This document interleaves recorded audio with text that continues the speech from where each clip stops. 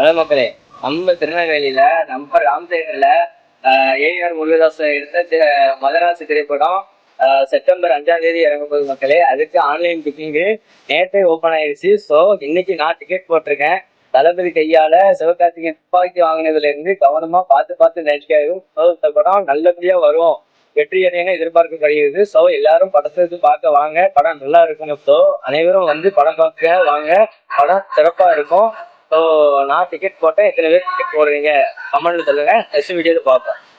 Ticket எடுத்துட்ட மக்களே, Sivakarthikeyan sir படம் வெற்றி பெற என்னோட வாழ்த்துக்கள் சார். படம் வெற்றி பெறணும். நன்றி. துப்பாக்கி அவன் கையில் இருந்தாலும் வில்லன் நான் தான்டா.